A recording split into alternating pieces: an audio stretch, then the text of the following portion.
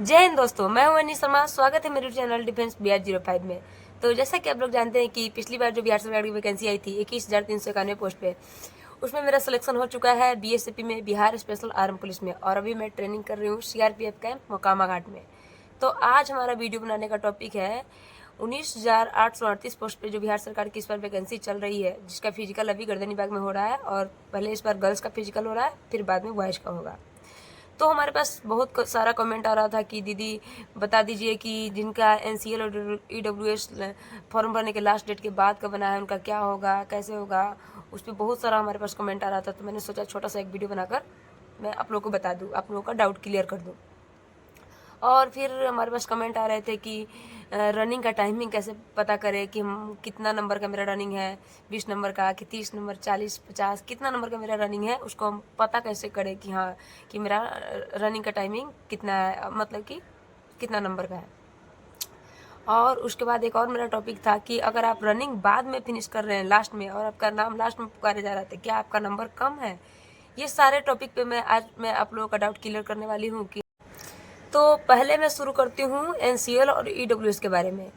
तो मैं शॉर्टकट में बता दे रही हूँ कि जैसे जिनका भी NCL और EWS फॉर्म भरने के लास्ट डेट के बाद का बना है, मतलब कि जैसे फॉर्म का लास्ट डेट कितना था, समथिंग 25 अप्रैल था। तो 25 अप्रैल बाद में बढ़ाकर 25 अप्रैल किया गया था, शायद पहले 18 अप्रैल था, मुझे उतना क्लियर याद नहीं। तो 25 अप्रैल के पहले का NCL और EWS आपके पास बना हुआ होना चाहिए, तभी मान्य होगा। उसके बाद का बना हुआ है तो मान्य नहीं होगा। आप दौड़ निकाल लोगे, सब कुछ निकाल लोगे, पूरा फिजिकल क्वालिफाई कर लोगे, खुश हो जाओगे, लेकिन डॉक्यूमेंट में आकर आपको छांट देगा। क्योंकि आपने फॉर्म अप्लाई करते समय दिखाया, मतलब छूट लेने के लिए आपने NCL डाला है कि मैं NCL मेरे पास है, और जिनका EWS है वो EWS डाले हैं कि हाँ NCL और EWS का मैं लाभ लेना चाहती हूँ और मेरे पास वो है।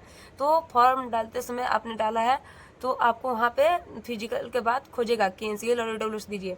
और आप जैसे ही देंगे और आपका फॉर्म भरने के बाद का होगा तो आपको ये नहीं लेगा, सिलेक्ट नहीं करेगा। और जिनका भी NCL, खासकर NCL के बारे में बता रही हूँ, NCL मतलब कि ये नहीं है, उसमें NCL मांगता है फॉर्म जब भरिएगा तो वित्तीय वर्ष 1 वर्ष पहले का मांगता है। जैसे कि आपने फॉर्म 2025 में भरा है तो 2023-24 का मांगता है NCL 2023-24 का नहीं भी है। अगर आपके पास जो इस लाइन में, एजुकेशन लाइन में जुड़े हुए हैं, पढ़ाई कर रहे हैं, फॉर्म डाल रहे हैं, तो उनके पास पहले का भी होता है, 2021-22, मतलब कि पहले का भी है, तो आपका ले लेगा। एक फॉर्म वहाँ पे फिल कराएगा, फोटो भरवाएगा, जो भी वहाँ पे फिल करवाएगा, उसके बाद आपका NCL ले लेगा, आपका हो जाएगा, आपको कोई नहीं छाटेगा। लेकिन जिनका EWS है, EWS वाले का कोई चारा नहीं चलेगा। उनको अगर फॉर्म भरने से पहले का नहीं है तो उनको तो छाट ही देगा। और एक बात, पिछली बार इसमें भी लड़की सब ज़्यादा छट गई थी कि न्यूज़ में, शॉर्ट वीडियो में सब में आ रहा था कि NCL वालों को तो कोई दिक्कत नहीं है, कि मतलब कि लड़की का शादी हो गया तो भी NCL जो पिछला बना हुआ है तो वही रहेगा। लेकिन EWS में अगर लड़की का शादी हो गया तो पहले पापा के नाम से, अगर कुंवारी है तो पापा के नाम से EWS आपका रहता है। अगर जैसे ही आपका शादी हो गया तो आपका EWS आपके पति के नाम से बनता है। तो अगर पति के नाम से नहीं बना हुआ है और आपने फॉर्म डाल दिया है तो फिर आपको नहीं लेगा। कितनी लड़कियों को पिछली बार छाट दिया है इसी टॉपिक पे। तो ये आपका डाउट क्लियर हो गया होगा कि NCL और EWS लास्ट डेट के, फॉर्म डालने के लास्ट डेट के पहले का है तो आपके पास मान्य है, नहीं तो फिर इस बार सॉरी, आपका कोई चांस नहीं है यहाँ पे। और बहुत लोग ये भी कमेंट कर रहे थे कि दीदी मेरा इतना नंबर है, 80 नंबर है, 70 नंबर है, 75 नंबर है, इस कैटेगरी से हूँ, NCL EWS बात का बना दी, क्या मुझे जनरल कैटेगरी से ले लेगा। नहीं, आपको जनरल कैटेगरी से नहीं लेगा, क्योंकि आपने फॉर्म डालते समय अपना कैटेगरी EBC EWS आपने डाला है। अगर नहीं डाला होता तब आप जनरल से फाइट करके आप मतलब सेलेक्ट हो सकते थे। और आपने फॉर्म भरते समय छूट लेने के लिए डाल दिया है कि NCL EWS के बारे में, तो वो आपसे वहाँ पे मांगेगा ही मांगेगा, और आप नहीं दीजिएगा तो फिर आपको नहीं लेगा, सिलेक्ट नहीं करेगा। तो ये तो सेकेंड टॉपिक है हमारा कि हम रनिंग का फिनिश लास्ट में किए हैं तो क्या हमारा टाइमिंग कम है। तो मैं बता दूं आपको कि ऐसा कुछ भी नहीं है कि आपका चेस्ट नंबर लास्ट में बुलाया गया रनिंग के बाद तो आपका टाइमिंग कम है। मेरी भी एक फ्रेंड थी पिछली बार जिनको लास्ट में बुलाया गया था, तो वो जब तक मेरिट लिस्ट आया नहीं था तब तक टेंशन में ही थी कि हमको लास्ट में बुलाया गया है तो मेरा नंबर कम है, शायद इसलिए हमको लास्ट में बुलाया गया, मेरा मेरिट बनेगा नहीं बनेगा। और अभी वो ट्रेनिंग कर रही हैं, उनका सिलेक्शन हो चुका है।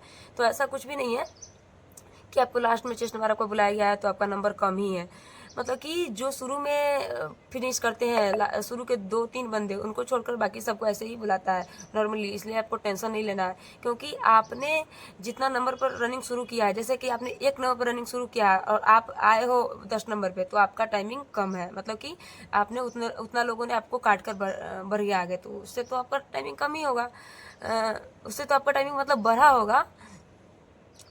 तो और जो बंदा आपसे पीछे से आया है और आपको काट करके आगे मतलब कि 10 नंबर पे से चला है और 1 नंबर पे आ गया है, तो उनका तो टाइमिंग कम होगा, क्योंकि वो आपके बाद में भी चला था। मतलब 1-2 सेकेंड, 5 सेकेंड जो भी बाद में चलता है, लेकिन चलता है ना, उनका भी तो वहाँ पे महत्व होता है। तो ऐसा कुछ भी नहीं है कि आप बाद में बुलाया गया है तो आपका टाइमिंग या रनिंग का टाइमिंग मतलब कि ज़्यादा है इसलिए बाद में बुलाया गया है, ऐसा कुछ भी नहीं है। आपका भी रनिंग। और लास्ट हमारा टॉपिक है कि रनिंग का टाइमिंग कैसे पता करें। बहुत लोग हमारे कमेंट सेक्शन में आके भरे हुए थे कि दीदी बताइए ना, रनिंग का टाइमिंग कैसे पता करें ताकि हम श्योर हो जाए कि मेरा कितना नंबर आ रहा है। तो मैं मेरी बहन मैं बता दूं कि रनिंग का टाइमिंग नहीं पता चलता है, चाहे आप लाख कोशिश कर लो। बहुत लोग बोलते हैं कि मेरा वहाँ पे पैरवी है, ये है, वो है, मेरा रनिंग का टाइमिंग पता चल गया है, वो बताया। कोई नहीं बताता है वहाँ पे रनिंग का टाइमिंग। झूठा, जो भी बोलता है वो झूठा बोलता है। रनिंग का टाइमिंग कोई नहीं बताता है। जो आपका ग्राउंड टाइमिंग है वैसे ही आप गेस करते हैं, और वो भी गेस मतलब कि 100% नहीं होता है। जो जरूरी नहीं है कि आप ग्राउंड में जैसे दौड़ते थे वैसे ही वहाँ पे देखिए, कोई वहाँ पे डाउन भी हो जाता है, कोई वहाँ पे ग्राउंड से तगड़ा भी दौड़ लेता है। मैंने 5 मिनट से बाहर वालों को भी सिलेक्ट होते देखा है, बॉयज़ में 6 मिनट से बाहर वालों को भी सिलेक्ट होते देखा है। और यहाँ पे मतलब कि जो सिलेक्ट भी ग्राउंड में रहते हैं वो भी फेल हो जाते हैं। तो ऐसा कुछ भी नहीं है। रनिंग का टाइमिंग आपको कोई नहीं बता सकता है और आप जान भी नहीं पाओगे। तो ये था आज का हमारा टॉपिक। और भी कोई डाउट है तो आप कमेंट करके पूछ सकते हो। मुझे टाइम मिलेगा तो मैं वीडियो बनाकर आपका डाउट जरूर क्लियर करूँगी। धन्यवाद।